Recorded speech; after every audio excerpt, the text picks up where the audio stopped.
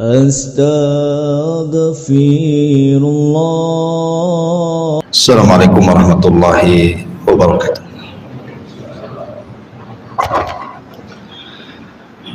Alhamdulillah wassalatu wassalamu ala rasulillah wa ala alihi wa sahbihi wa mawalah wa la hawla wa la quwata illa billahi wa ba'du. Alhamdulillah, di malam hari ini kembali kita bisa duduk untuk bertalabul ilmi, dan kita masih melanjutkan kitab Syarhus Sunnah, di mana kita sudah masuk pada perkataan muallif rahimahullahu taala, fallaha Allah fi nafsika wa alayka bil athari wa ashabil athari wat taqlidi, fa inna ad-dina innama huwa bit taqlidi, ya'ni lin nabiy sallallahu alaihi wasallam wa ashabihi ridwanullahi alaihim ajmain. Wa man qablana lam yada'una fi labsin faqallidhum wastarih wa la tujawizil athara wa ahlal athari.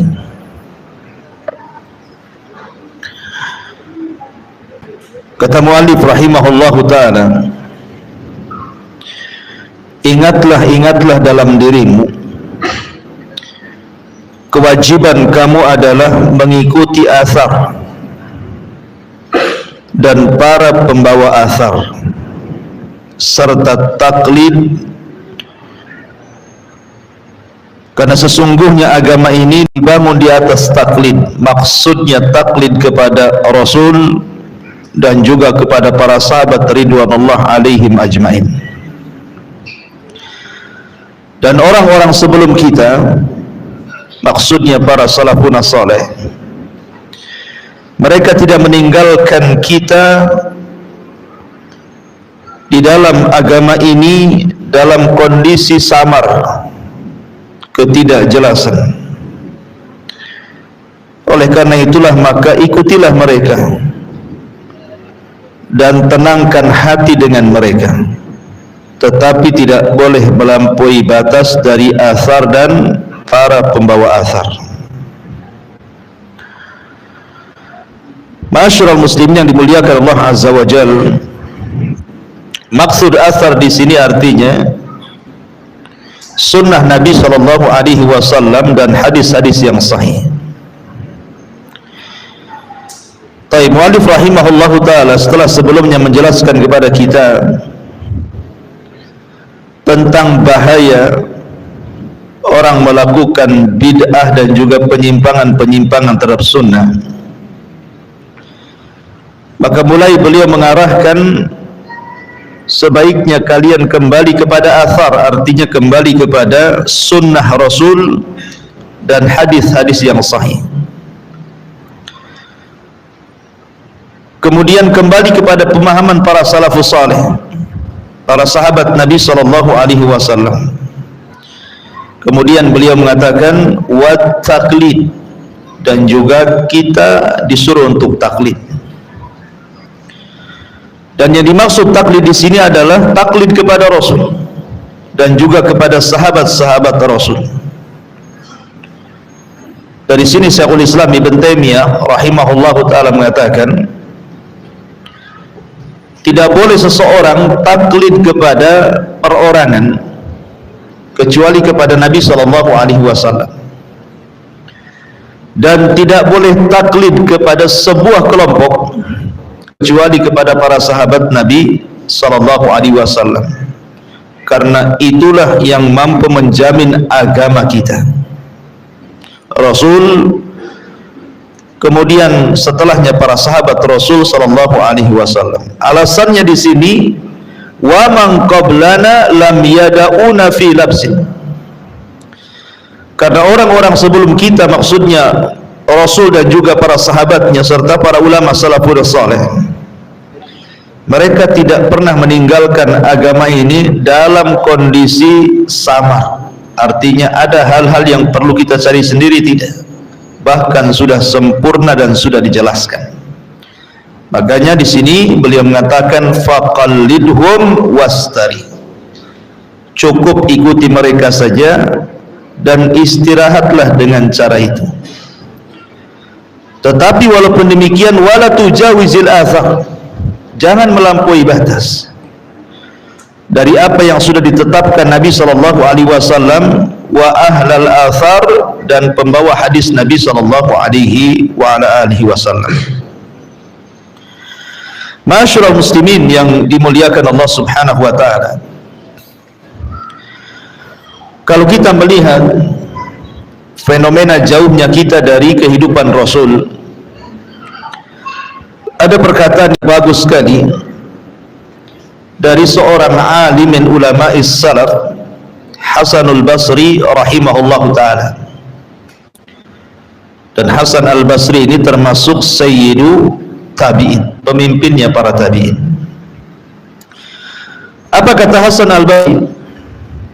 Lau anna rajulan adraka as-salaf al-awwal thumma bu'itha al-yawma ma urifa minal islami syai'an, qala wa wada'a yadahu ala khaddihi thumma qala illa hadhihi as-salah.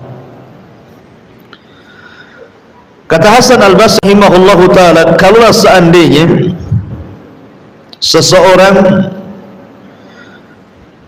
mendapatkan kehidupan para salafus salih, maksudnya para sahabat, karena yang bicara adalah Hasan al-Basri, dan Hasan al-Basri ada seorang tabi'in.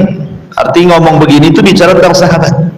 Kalau seandainya seseorang menjumpai para sahabat Nabi sallallahu alaihi wasallam, kemudian mereka para sahabat itu dibangkitkan pada zaman kita, kata Hasan al-Basri, tentu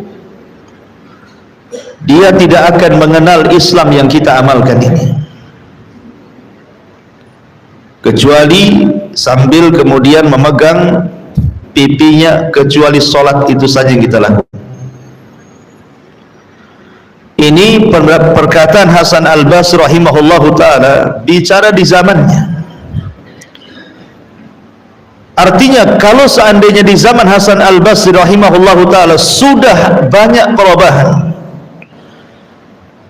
sudah banyak pergeseran agama Islam ini, sampai dikatakan kalau seandainya sahabat Rasul hidup di zaman kita ini, dia tidak akan mengenal Islam kita, karena Islam kita tidak seperti Islam mereka, kecuali sholat ini saja katanya. Kalau Hasan al-Basri ngomong di zamannya, maka perkataan ini tentu lebih layak kita sematkan pada hari ini.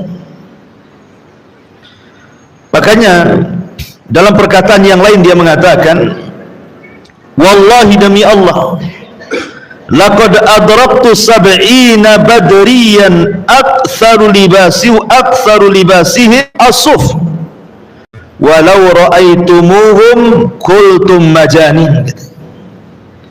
Demi Allah, aku sudah pernah menjumpai 70 orang-orang yang terlibat dari tentara Badar, dan kebanyakan mereka pakaiannya menggunakan wol. Kalau seandainya kalian melihat mereka, tentu kalian akan menganggap gila pakaian itu, karena tidak ada di zaman kalian pakaian itu. Saking sederhananya, sebagiannya robek-robek dan begitu seterusnya. Makanya Hasan al-Basri mengatakan, kalau kalian melihat pakaian para sahabat, tentu kalian akan mengatakan mereka gila, seolah-olah tidak ada pakaian lagi. Walau ra'au khiyarakum laqalu ma li haula'i min khalah. Kalau seandainya para sahabat melihat orang yang terbaik di antara kalian, tentu mereka akan mengatakan bahwa di antara orang terbaik kalian saja, kalian tidak akan mendapatkan sedikit pun di akhirat. Lihat, sahabat kalau seandainya memandang para tabi'in, kata Hasan al-Basri, kalian tidak akan mendapatkan apapun di akhirat karena amalan kalian tidak sehebat mereka, gitu maksudnya. Walau ra'au syirarakum laqalu ma yu'minu haula biyaumil hisab. Tapi kalau para sahabat memandang kalian dari orang seburuk-buruk kalian, tentu mereka akan mengatakan kalian itu orang yang tidak beriman dengan hari hisab. Walaqad ra'aitu aqwaman kanatid dunya ahwan ala ahadihim min turab. Dan aku pernah melihat para sahabat Rasul, kata Hasan al-Basri, di mana dunia lebih ringan bagi mereka dibandingkan tanah tahta qadamaihi, di bawah telapak kakinya. Walaqad ra'aitu aqwaman yamshi ahadahum wa ma yajidu indahu illa qutan. Dan sungguh aku melihat sebuah kaum, maksudnya para sahabat, mereka berjalan dan mereka tidak mendapatkan apa yang mereka makan kecuali hanya sesuap nasi saja, hanya satu kali suapan saja. Fayaqul la aj'al hadha kullahu fi batni. Dan dia pun mengatakan, aku tidak akan menjadikan makanan yang sedikit ini kuhabiskan untuk perutku saja. Wala aj'alanna ba'dahu lillah fayatasaddaq bi ba'dihi. Dan aku akan jadikan sebagiannya untuk Allah, dan dia pun bersedekah dengan yang sedikit itu. Beginilah kondisi salafun saleh. Jadi kalau mereka memandang kita ini seolah kita ini tidak ada apa-apanya. Ini yang ngomong Hasan al-Basri di era para tabi'in. Bagaimana kalau seandainya dikiaskan kepada hari ini, gitu ya? Tentu lebih dahsyat lagi ucapannya, kan? Karena kehidupan para sahabat itu berbeda dengan kita, luar biasa. Sampai Hasan al-Basri mengatakan bahwa dunia bagi mereka itu lebih ringan dibandingkan tanah yang mereka pijak. Ma'asyiral muslimin yang dimuliakan Allah Azza wa Jalla, dari sini kalau di zaman para tabi'in sudah banyak pergeseran tentang Islam, apalagi di zaman sekarang. Itu syahid daripada ucapan Hasan al-Basri. Makanya pentingnya kita diingatkan untuk terus kembali kepada hadis-hadis Rasul, athar, dan juga para sahabat Nabi SAW, para pembawa athar ini. Baik, bicara tentang wa alaika bil athar, wajib atas kalian kembali kepada athar. Sekali lagi, makna athar di sini artinya ilzamis sunnata wal ahadith, berpegang teguhlah dengan sunnah Nabi SAW dan juga hadis-hadis Nabi SAW. Ulama mengatakan bahwa orang dikatakan berpegang teguh dengan sunnah Nabi SAW tidak bisa dikatakan berpegang teguh kecuali dia harus mengamalkan 8 perkara. Catat 8 perkara ini. Pertama, luzumu mahabbatihi sallallahu alaihi wasallam. Pertama, luzumu mahabbatihi sallallahu alaihi wasallam. Betul-betul istiqomah dengan mencintai Nabi sallallahu alaihi wasallam. Di zaman Rasul ada seorang sahabat namanya Thauban maula Nabi sallallahu alaihi wasallam. Thauban maula Nabi. Thauban ini adalah orang yang sangat mencintai Nabi sallallahu alaihi wasallam. Kalau satu hari tidak memandang Rasul, bisa sakit dia. Satu hari saja dia tidak memandang wajah Nabi sallallahu alaihi wasallam, maka dia akan sakit. Qadarullah, suatu hari Rasul sallallahu alaihi wasallam sedang safar, Thauban tidak tahu. Kemudian dia kehilangan Rasul beberapa hari. Setelah Nabi SAW menghilang safar, kemudian pulang safar, dia tidak melihat Thauban yang biasa mondar-mandir dan juga mengucapkan salam kepadanya, sehingga dia bertanya, aina Thauban, di mana Thauban? Kemudian dikatakan, marido Thauban ya Rasulullah, Thauban sedang sakit wahai Rasul. Maka Nabi SAW akhirnya mencari Thauban ke rumahnya, dan betul ditinggal beberapa hari saja sudah kurus, sakit, tak bisa makan, tak bisa minum. Jadi Nabi SAW bertanya kepada Thauban, wa ma sya'nuka ya Thauban, ada apa dengan kau wahai Thauban, kenapa kau seperti ini? Maka Thauban kemudian dengan sedih mengatakan, ya Rasulullah, sesungguhnya aku sangat mencintai kamu, sehari saja tidak menatap wajahmu aku bisa sakit. Kemudian Nabi SAW mendengarkan ucapan Thauban. Kata Thauban, ya Rasulullah, tadzakkartu yaumal qiyamah, aku teringat dengan hari kiamat. Ya Rasulullah, kalau seandainya Allah Subhanahu wa taala memasukkan engkau ke dalam surga, begitu juga Allah takdirkan Allah masukkan aku ke dalam surga, tentu surga kita akan berbeda. Tentu engkau akan ditempatkan di surga yang paling tinggi, sementara aku ditempatkan di surga yang paling rendah. Mungkinkah aku bisa menatap wajahmu dan berjumpa dengan kamu? Thauban mengatakan, kalau aku di bawah engkau di atas, gimana cara ketemunya? Menatap wajahmu. Maka Nabi SAW terdiam sampai turun ayat, wa man yuti'illaha wa rasulahu faulaika ma'alladzina an'amallahu alaihim minan nabiyyina was-siddiqina wasyuhada'i was-salihin wa hasuna ulaika rafiqa. Turun ayat ini. Barang siapa yang taat kepada Allah, taat kepada Rasul, maka mereka akan dikumpulkan bersama para nabi, para siddiqin, para syuhada, dan orang-orang saleh, dan merekalah sebaik-baik teman kelak pada hari kiamat.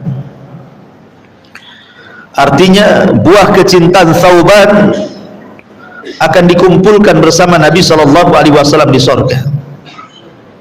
Inilah yang dikatakan Nabi SAW, al-mar'u ala man ahab, seseorang itu akan dikumpulkan bersama idolanya masing-masing. Makanya kenapa Nabi SAW ketika bicara tentang khuturah tarkis salat, bahaya meninggalkan salat, kata Nabi SAW, siapa yang meninggalkan salat, maka mereka akan dikumpulkan bersama Qarun, bersama Fir'aun, bersama Haman, dan bersama Ubay ibn Khalaf. Kenapa yang disebut 4 orang ini?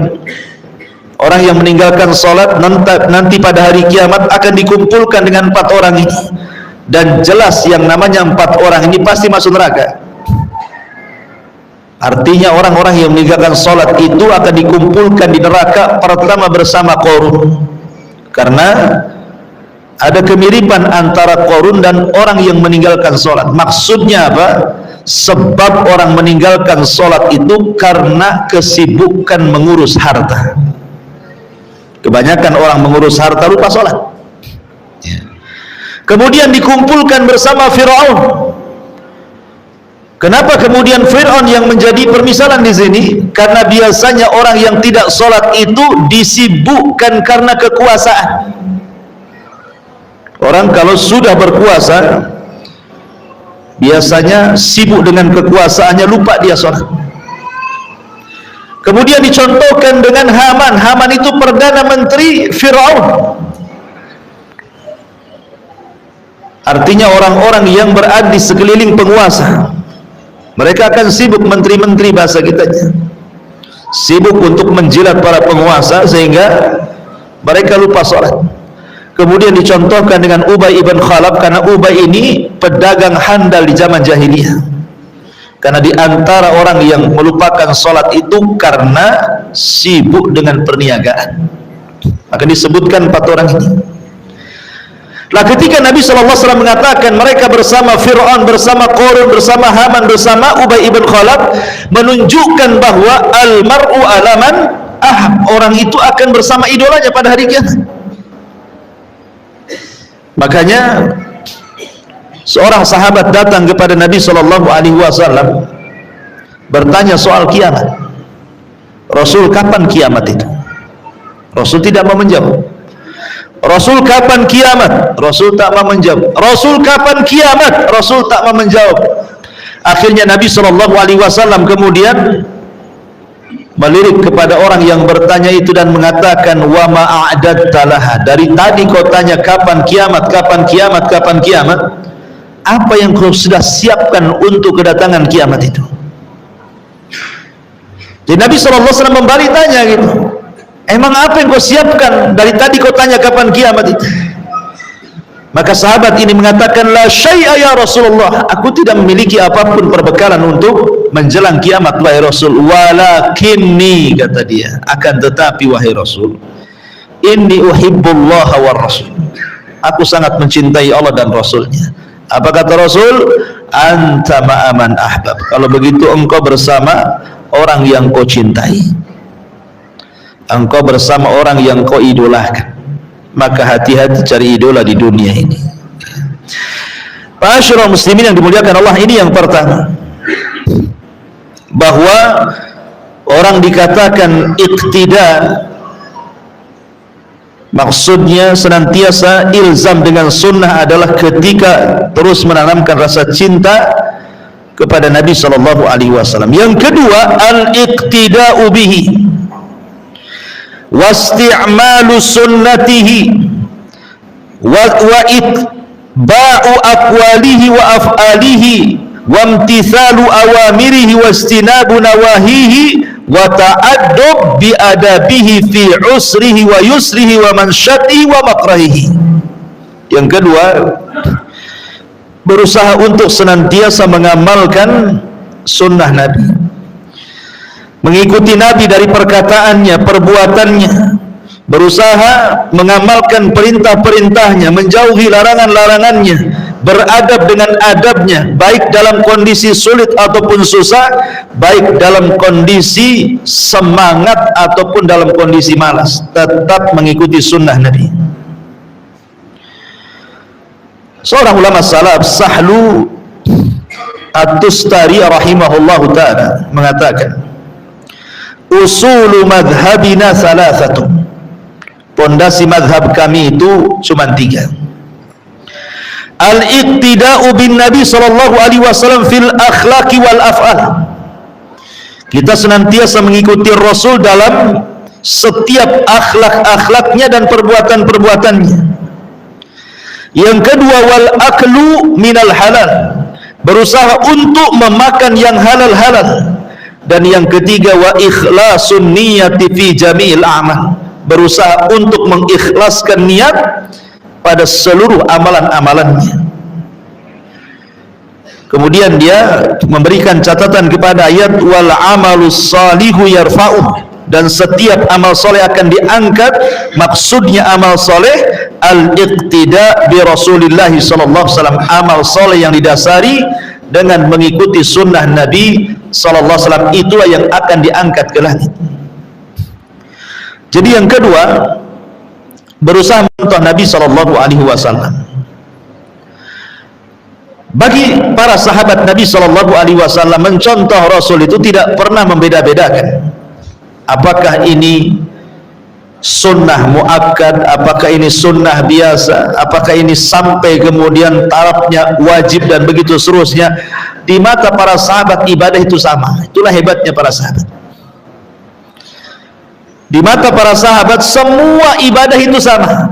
Lain dengan kita, dibeda-bedakan kan. Kalau yang wajib ya agak sedikit semangat, kalau yang sunnah biasa-biasa saja ya. Kenapa? Karena bagi para sahabat itu, sebagaimana mereka tidak membeda-bedakan ketika melaksanakan sebuah ketaatan, begitu juga ketika mereka meninggalkan sebuah kemaksiatan. Mereka tidak pernah membeda-bedakan ini dosa kecil, ini dosa besar. Semua ditinggalkan. Karena bagi mereka bukan pembagian dosa, tapi kepada siapa mereka berdosa, kepada Allah Subhanahu wa ta'ala.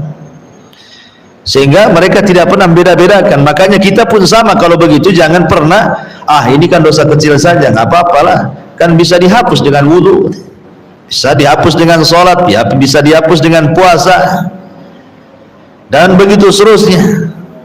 Karena sahabat Nabi SAW dijelaskan yang kedua di sini, mereka adalah orang yang paling mengikuti sunnah tanpa membeda-bedakan sunnah, dan sudah saya jelaskan panjang lebar pada pertemuan yang lalu. Kemudian berusaha untuk mengamalkan perintah-perintahnya dan menjauhi larangan-larangannya.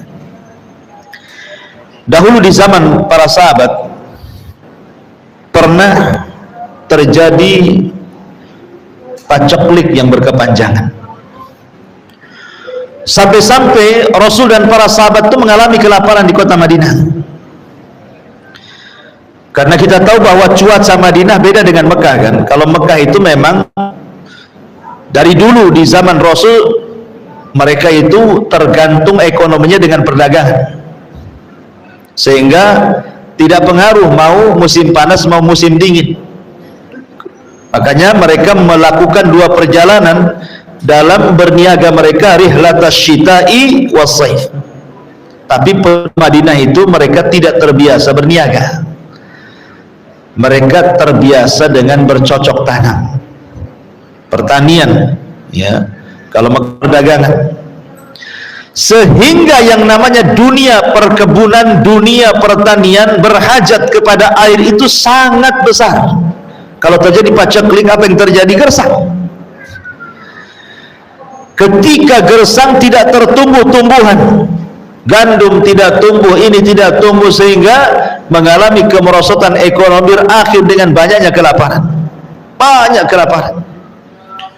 Sebagian mereka sampai memakan dedaunan karena untuk menahan lapar. Sampai suatu ketika terpaksalah mereka melirik keledai-keledai mereka, karena sudah tidak ada yang dimakan. Tentu mereka harus makan, kalau tidak mati kan begitu. Jadi mereka melirik keledai, disembelilah keledai-keledai peliharaan itu. Ketika Rasul SAW tahu bahwa keledai-keledai itu disembeli untuk dimakan disebabkan karena kelaparan, turun perintah Allah agar Rasul melarang mereka memakan keledai-keledai peliharaan.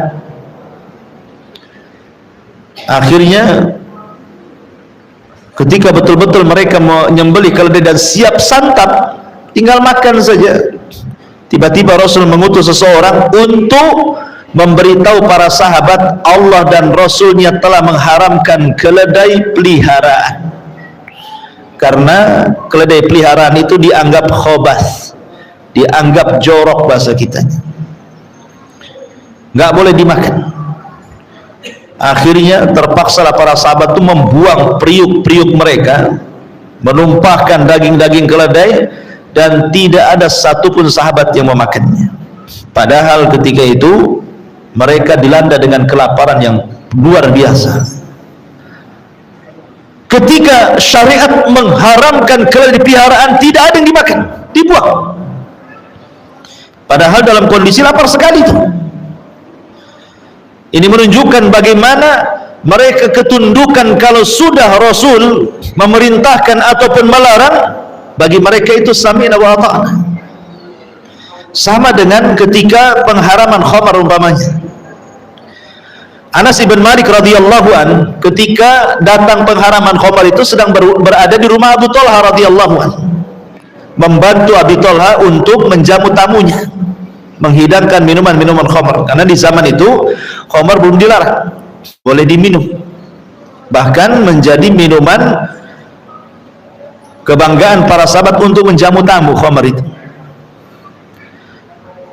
Tiba-tiba ketika kemudian Anas menuangkan khamar itu untuk diminum, datanglah penyeru dari luar. Kemudian Abi Talha ngomong sama Anas, ya Anas, ukhruj fasma madza yaqulul munadi yunadi. Anas, kau lihat keluar sana, itu ramai sekali di luar itu, ngomong apa tuh? Akhirnya kata Anas, fa kharajtu, aku pun keluar, fa idza sami'tu munadiyan yunadi ala wa innal khamra qad khurrimat. Kata Anas bin Malik radhiyallahu an, ketika aku keluar, aku mendengar seorang penyeru menyerukan bahwa khamr sudah diharamkan selamanya. Dan turun ayat innamal khamru wal maisir wal ansab wal azlamu rizqun min amali syaitan fastanibuhu la'allakum tuflihun. Turun ayat ini, pengharaman khamar secara abadian. Pulang Anas ngomong sama Abu Talha dan mengatakan, ya Abu Talha, innallaha wa rasulahu qad harramal khamra, sesungguhnya Allah dan Rasulnya sudah mengharamkan khamar. Maka tiba-tiba khamar yang sudah dihidangkan di tangan-tangan para sahabat langsung dituang-tuangkan ke depan pintu-pintu ganggang kota Madinah, sampai perawi hadis mengatakan hatta salat syawari al-Madinah, sampai ganggang kota Madinah itu banjir dengan khamar yang ditumpahkan dari rumah-rumah para sahabat Nabi SAW. Karena mereka ingin apa? Imtithal li amrillahi wa rasul, berusaha untuk mencontoh perintah Allah dan Rasulnya. Begitulah iktida para sahabat Nabi SAW kepada Nabi SAW. Ini kedua. Yang ketiga, wujubu ta'atihi SAW, berusaha mentaati Nabi SAW, karena ketaatan kepada Rasul itu sama dengan ketaatan kepada Allah. Wa man yuti'ir rasul faqad ata Allah, siapapun yang mentaati Rasul berarti dia telah mentaati Allah. Wa ma atakumur rasul fakhudhu wa ma nahakum anhu fantahu, apapun yang datang dari Rasul ambil, apapun yang dilarang Rasul tinggalkan.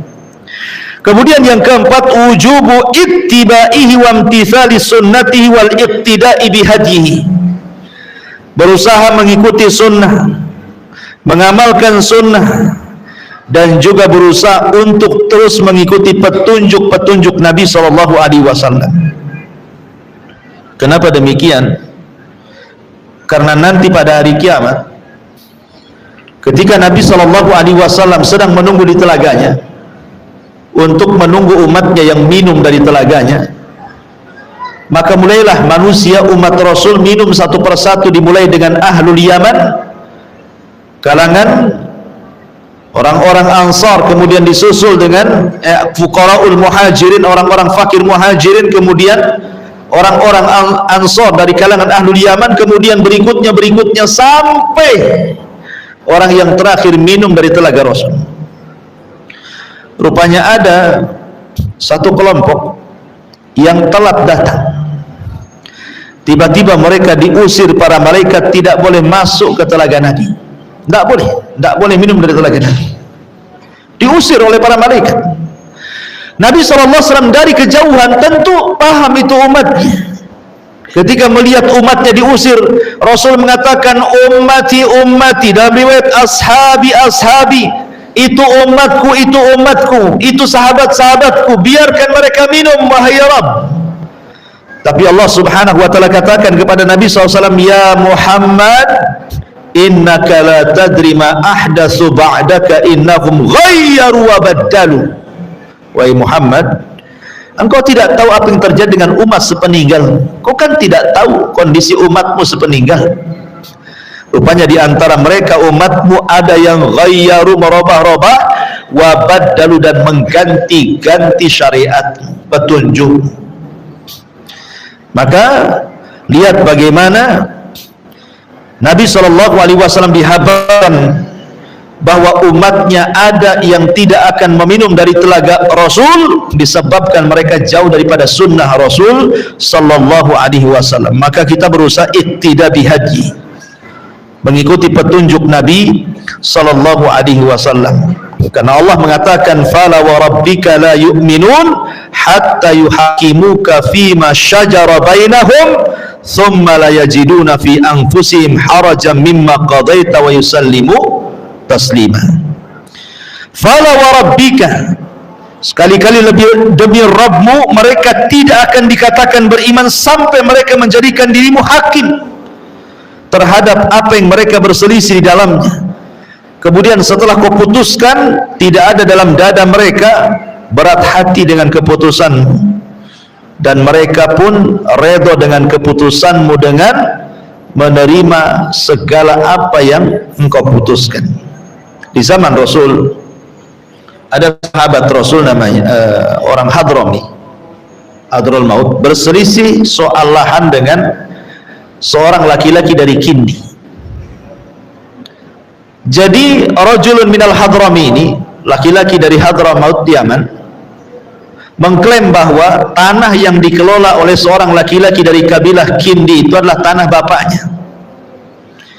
Masalahnya tanah itu diduduki oleh laki-laki dari kabilah Kindi.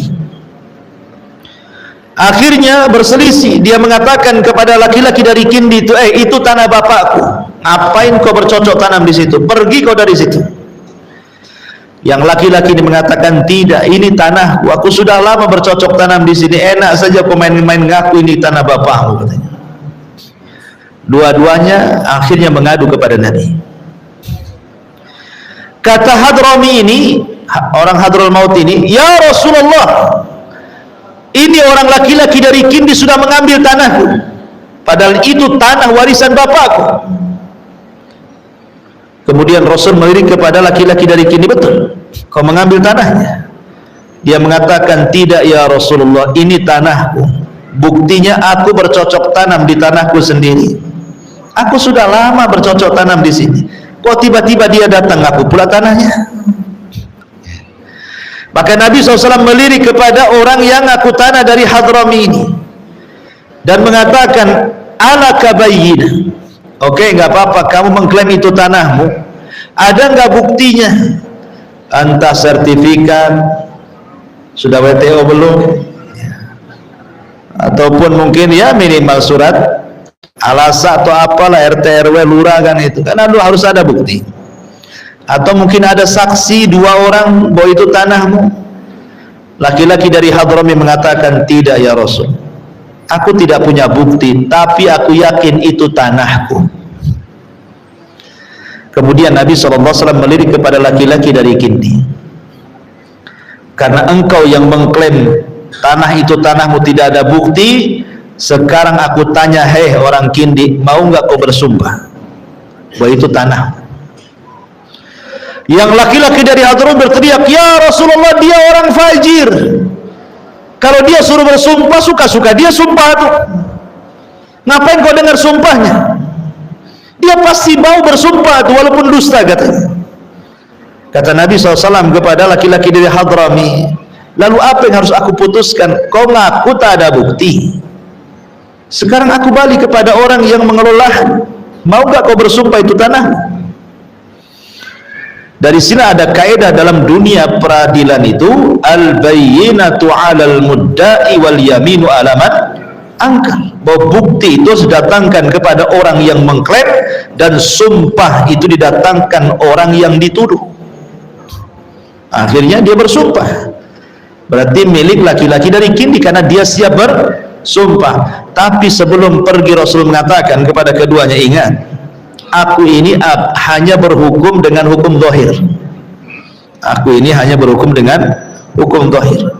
Kalau aku putuskan menyelisih hakikat yang berada dalam sengketa itu, berarti aku putuskan dengan qit'atun minan nar, dengan potongan dari api neraka. Ingat, aku hanya memutuskan zahir. Kalau kalian berbohong, siap-siap masuk neraka, gitu maksudnya.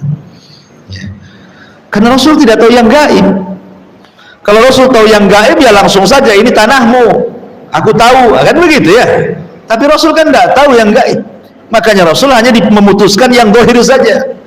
Sama kasusnya dengan persengketaan seorang Yahudi dengan seorang Muslim. Masalah lahan juga di zaman Rasul.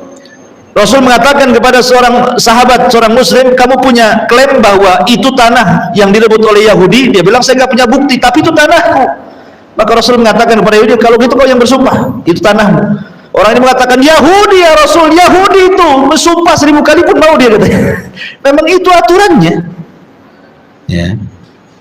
Kalau memang tidak bisa mendatangkan bukti, berarti kembali kepada yang dituduh kan. Siap bersumpah kamu, siap bersumpah, selesai, itu milikmu. Sering saya contohkan mulai gini, kawan. Antum cuci motor ke tempat cucian motor lah, awas ya. Antum di rumah itu karena handphone kan kalau dibawa-bawa mungkin takut jatuh, antum masukkan di jok motor lah, kemudian masuk karwas dicuci, selesai antum ambil motor, pas tengok HP tak ada, suudon antum ke siapa? Ke pencuci motor kan. Siapa lagi? Tadi saya taruh di jok motor, kok dicuci 1 jam di situ hilang. Kalau bukan yang nyuri, yang nyuci siapa lagi? Nggak ada jin ambil handphone.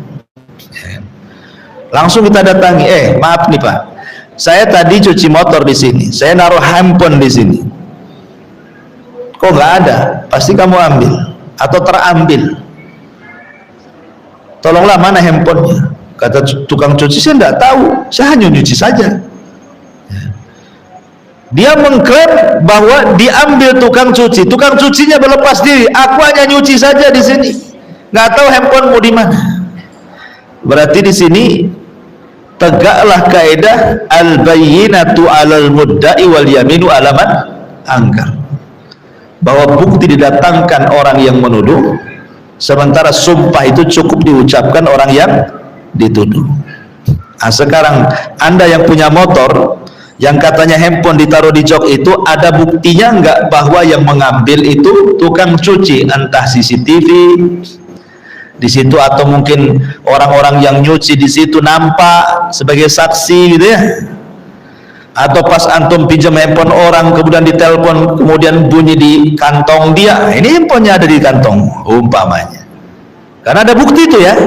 Sekarang tidak ada bukti bahwa yang mengambil itu yang nyuci motor antum, gimana nih caranya? Maka putusan dalam Islam, antum cukup ngomong sama yang tukang cuci itu, mau nggak bersumpah bahwa engkau tidak mengambil handphoneku. Sebab kalau dia seorang muslim, dia akan takut dengan sumpahnya kan. Kalau dia mengatakan wallahi aku tidak mengambil, udah banyak orang nyuci ke sini tak ada yang hilang kecuali kau saja, boleh jadi kau lupa, sebenarnya mungkin cari di rumah lah, jangan tuduh-tuduh. Kalau dia sudah ngomong wallahi demi Allah, maka antum harus puas dengan sumpahnya, harus puas ya. Tidak boleh antum ragu-ragu. Kenapa? Karena antum mengagungkan sumpahnya, bukan karena orang itu, walaupun sekalipun dia berdusta. Karena Isa ibn Maryam alaihi salatu wassalam pernah melihat ada orang mencuri di hadapannya, betul-betul dicuri, nampak dengan matanya, ngambil barang, dikejar sama Isa, ditangkap dan mengatakan asarabta, apakah kau mencuri? Tiba-tiba dia bersumpah atas nama Allah, wallahi la asrik, aku tidak mencuri. Apa kata Isa? Oh iyalah, sadaqta wa kadzaba aini, kau yang benar, mataku yang salah, katanya. Jelas-jelas melihat. Kenapa? Karena dia sudah bersumpah ya. Kalau sudah bersumpah, kita tidak boleh ragu-ragu. Habis sumpah antum masih datangkan polisi juga. Gimana antum? Orang bertauhid nggak boleh gitu. Ya sudahlah, selesai kalau sudah bersumpah. Kecuali kata Syekh Utsaimin rahimahullah ta'ala, orang yang bersumpah itu memang orang jahat, dikenal dengan kejahatannya, biasa berdusta, dia tidak pernah menghargai sumpah, suruh sumpah 1 juta kali pun dia bisa sumpah untuk kebodohannya dan kebohongannya. Maka kalau seperti ini, maka boleh antum tidak tenang dengan sumpahnya. Tapi kalau seandainya orang yang bersumpah itu nampak zahirnya orang baik, maka antum harus menerima sumpahnya.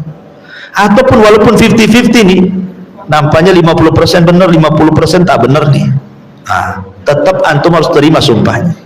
Kecuali kalau lewat di atas 50%, antum tidak yakin dia sumpahnya benar, boleh antum tidak terima.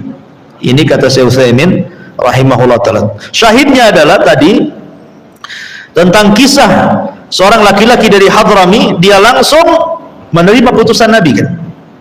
begitulah, harus menerima putusan Nabi. Kemudian yang nomor 5, tarku mukhalafati amrihi wa tabdil sunnatihi. Jangan sampai menyelisihi perkara Nabi sallallahu alaihi wasallam ataupun merubah-rubah sunnah Nabi sallallahu alaihi wasallam. Karena umat di akhir-akhir ini, ikhwan, sudah terlampau banyak pergeseran-pergeseran dalam agama ini. Seperti contohnya, dulu saja belum ada handphone. Kita lihat di yang punya mobil gitu kan, kadang-kadang kaset-kaset musik itu, piringan-piringan itu jauh lebih banyak isinya dibandingkan kaset yang ada murotahnya, ya kan? Kan kalau dulu kan di mobil-mobil itu kan kaset piringan banyak, orang-orang dibungkus, ditaruh di kota gitu. Apakah itu mobil angkot atau apalah kan, atau mobil pribadi yang di dalam mobil itu isinya mesti musik. Itu belum ada handphone tuh ya. Sekarang sudah ada handphone kan. Saya yakin bahwa aplikasi Al-Quran dalam handphone, di handphone antum itu saya nggak yakin kalau ada paling depan itu. Boleh jadi tidak ada, butuh tinggal download di Play Store aja kan. Tapi kalau YouTube itu wajib ada di depan, Facebook wajib ada di depan, Instagram wajib ada di depan. Kenapa? Karena di situ ada marketplace, COD, semua dunia di isinya kan handphone tuh. Artinya ada pergeseran kan di sini, ya. Seolah-olah apa? Dunia lebih dikedepankan dibandingkan Allah Subhanahu wa taala. Nah, kalau seandainya Quran saja bisa tidak dikedepankan daripada yang lain, cemana pula masalah sunnah Nabi. Sudah azan dulu aja. Ya, silakan. Nanti lanjutkan sedikit.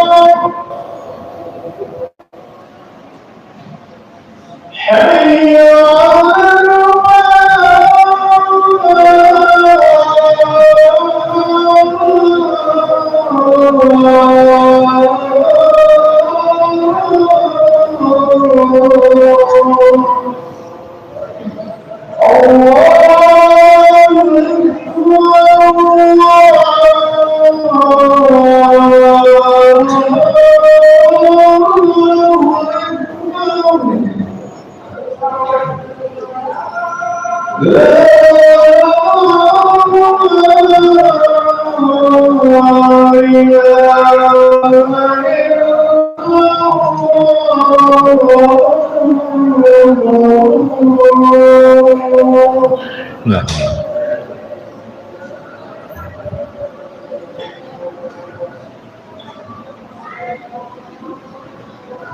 Taib. Ya, yang ke nomor 5, tarku mukhalafati amrihi wa tabdil sunnatihi, berusaha tidak menyelisihi setiap perintahnya dan tidak mengganti-ganti sunnahnya. Allah Subhanahu wa taala berfirman dalam surah Nur 63, falyahdharil ladzina yukhalifuna an amrih an tusibahum fitnah aw yusibahum adzabun alim. Maka hati-hatilah orang-orang yang menyelisih akan perintah Rasul, ditimpa kepada mereka fitnah atau ditimpa kepada mereka azab yang sangat pedih. Ma'asyiral muslimin yang dimuliakan Allah Azza wa Jalla, Al-Imam Ahmad ibn Hanbal rahimahullahu ta'ala ketika memberikan catatan kepada surah Nur ini, apa kata beliau? Ajibtu liqaumin araful isnada wa sihhatahu yadhhabuna ila ra'yi Sufyan wallahu yaqul falyahdharil ladzina yukhalifuna an amrih an tusibahum fitnah aw yusibahum adzabun alim. Atadri mal fitnah? Al fitnatu asyirku la'allahu idza radda ba'dha qawlihi an yaqa fi qalbi syai'un minaz zaigi fayahlik. Kata Imam Ahmad ibn Hanbal rahimahullahu ta'ala, aku sangat heran dengan sebuah kaum yang paham tentang sanad-sanad hadis dan sahihnya. Mereka mengambil pendapat Sufyan Ats-Tsauri, sementara Allah Subhanahu wa taala berfirman, hati-hati orang-orang yang menyelisih akan perintah Rasul, perkara Rasul ditimpa kepada mereka fitnah atau adab yang pedih. Tahukah kalian apa itu fitnah? Fitnah adalah kesyirikan. Boleh jadi apabila seseorang menolak sebagian sabda Rasul, akan tertanam dalam hatinya sesuatu penyimpangan, maka dia pun akan binasa. Imam Ahmad ingin katakan kepada kita, ikhwan, kalau Quran itu kan tidak usah diteliti ya, karena semua Quran itu pasti mutawatir. Tidak ada satu ayat ini hasan, ini sahih, ini dhaif, ini maudhu, tidak perlu. Semua Quran itu sahih. Tidak ada penelitian dalam Quran, karena sepakat Quran itu mutawatir. Tapi kalau hadis itu kan masih diteliti oleh para ulama kan. Makanya ada hadis sahih, ada hadis hasan, ada hadis dhaif, bahkan ada hadis maudhu, bahkan ada ilmunya, ada ilmu rijal, ilmu ilal, dan begitu seterusnya, untuk sampai ke derajat mampu membedakan ini hadis sahih, ini hadis tidak sahih.